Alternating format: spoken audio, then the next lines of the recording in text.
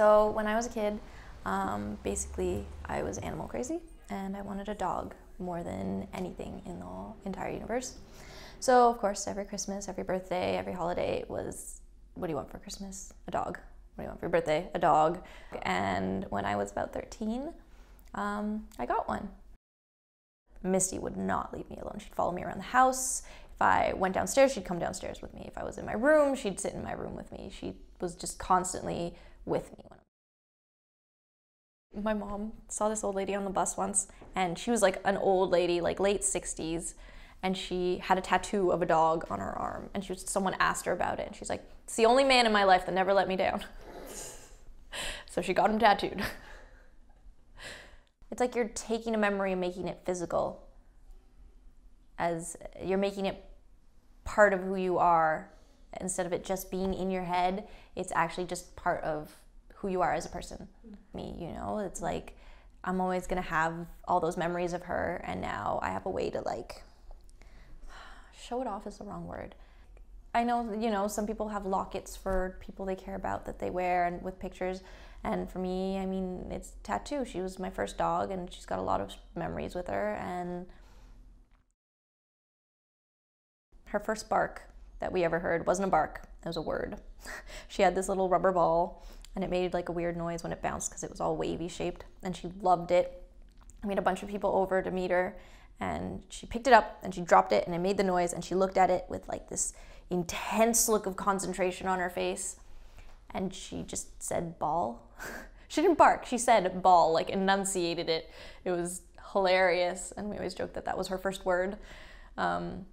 She knew how to do all these ridiculous tricks, like stand on her back leg and dance, and what else did she know? I was teaching her to play dead, but she never really got anything of that one.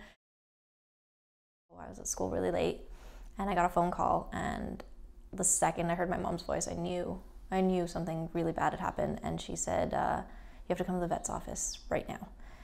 And I asked her why, and she wouldn't tell me, so I figured it out. Obviously, there's only one reason she would make me go to the vet's office right away. It was cancer, and there were tumors everywhere. And I mean, there was nothing they could do, really. There was no cure after you have that many tumors.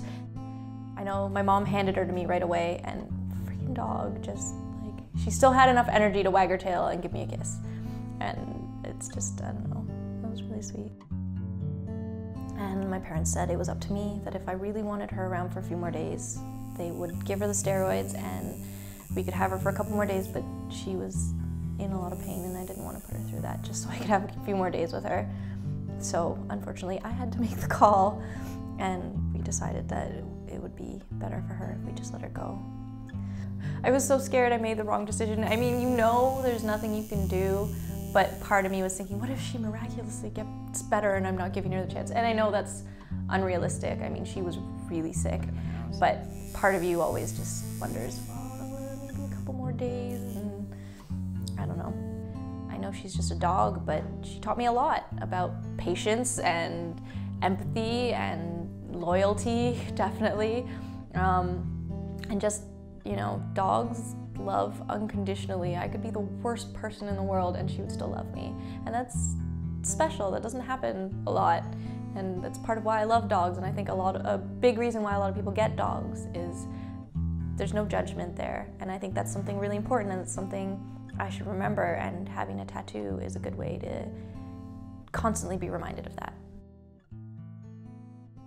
There was a field behind the house where I lived, and we'd go out there and I'd let her off leash to run around. She'd run around for a few minutes, but she always ended up coming back and just sitting beside me in the field doing nothing, just keeping me company. It was really nice. I think it was kind of it was a good way to say goodbye, I guess.